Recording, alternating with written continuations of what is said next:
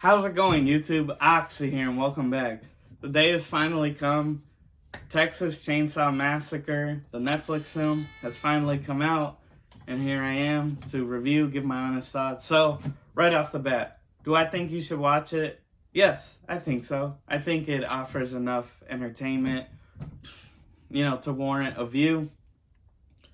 Is it groundbreaking or, better than the original? No, but really, what film would ever be? And yeah, I liked it. It's flawed. Again, it's not perfect, but compared to some of the recent stuff in this franchise, like the last films, and just in general, it's a nice, it's good to see that we got a above average film. I would think so. So I'll just give you some pros and cons. So what did I like about the film? Well, it's short. I know some people will like that.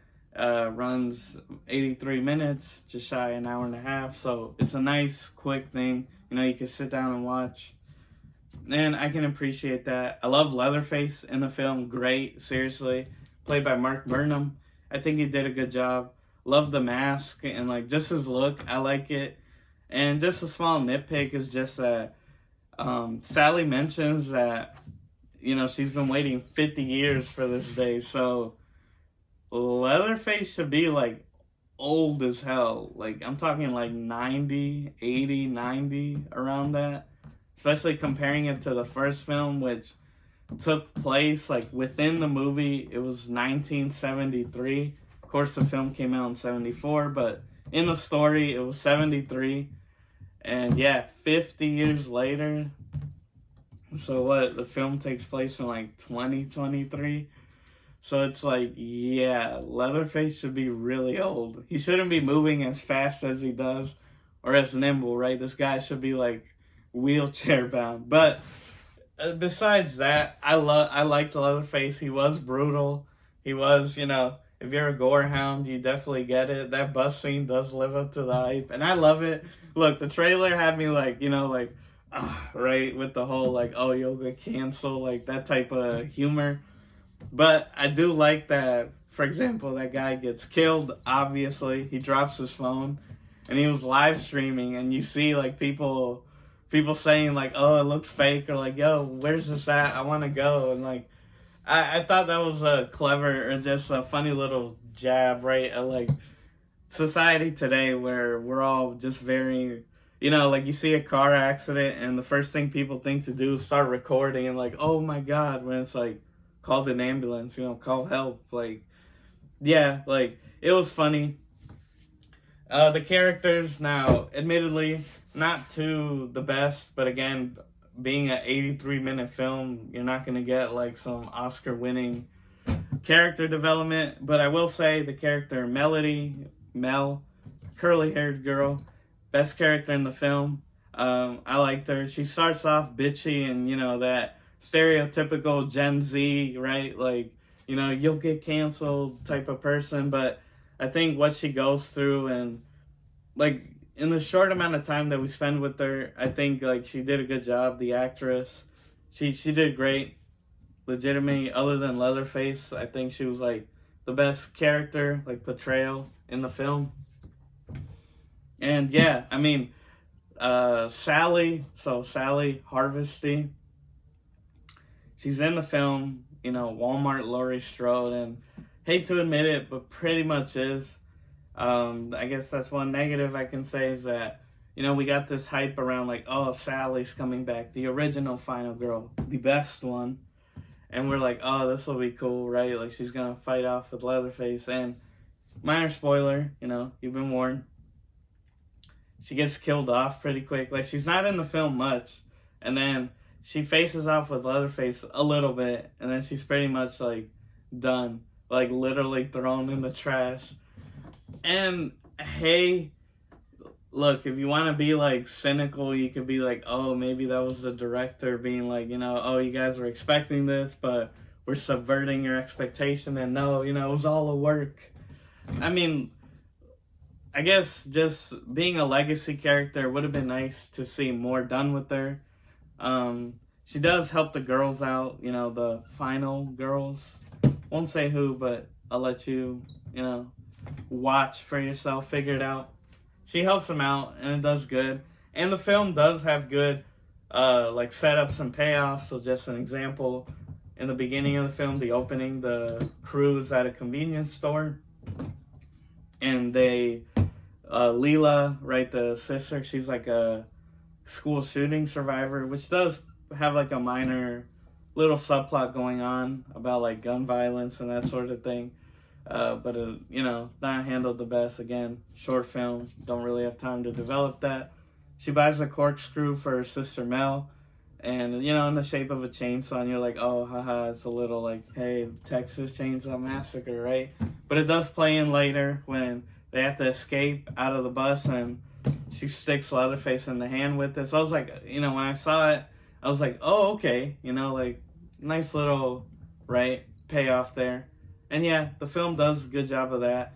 And I will say, the use of technology and just like the logic in the film is good. And I know you're like, what? So technology, like for example, they drive a Tesla, and man, the ending, like the auto, that's another setup and payoff where obviously Teslas can autopilot, and the ending like is pretty effective. It's funny, or like in a dark humor way, but it's meant to be like, oh no, like it's effective at like the autopilot. I'll let you watch it. Obviously, you come to that, but it's funny. Like it works. Like it's like, oh, I mean, she really couldn't do anything there.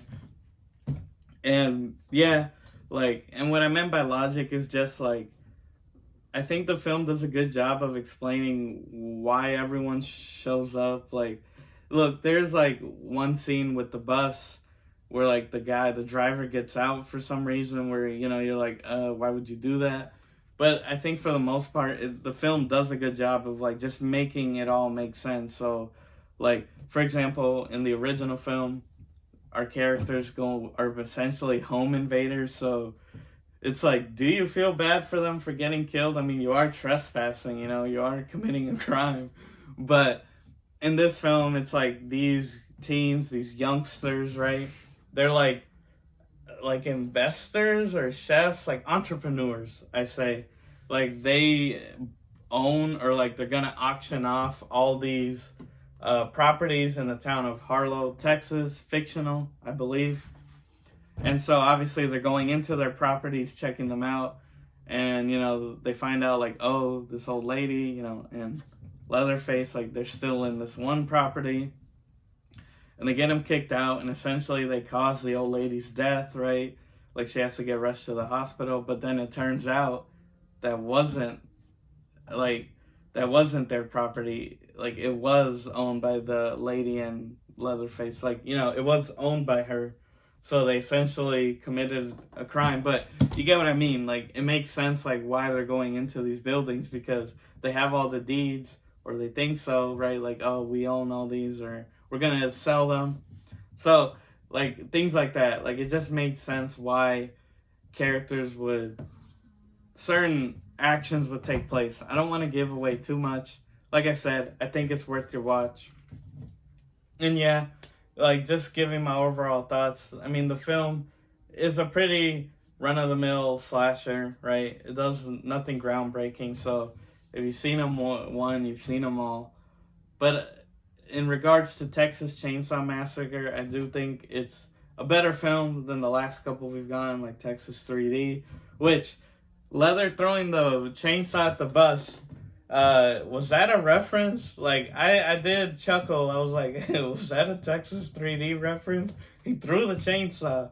Hey, I love the directors.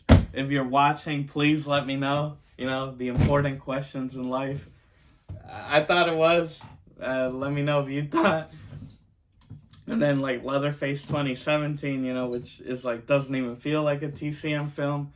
I think it's a step in the right direction. And there is a post-credit scene, possibly setting up for a sequel, which I hope the film does well enough that we get one. Of course, it did not get a theater release, which is a shame.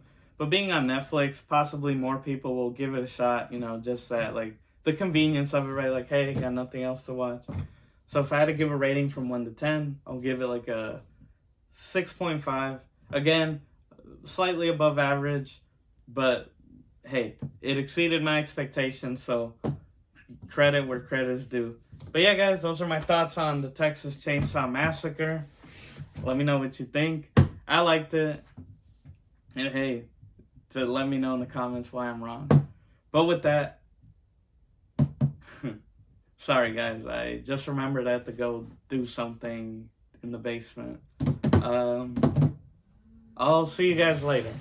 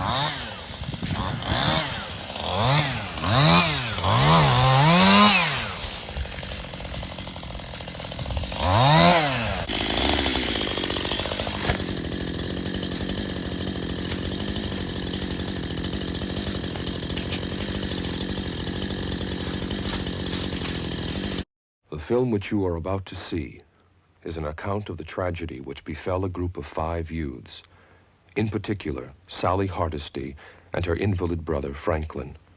It is all the more tragic in that they were young.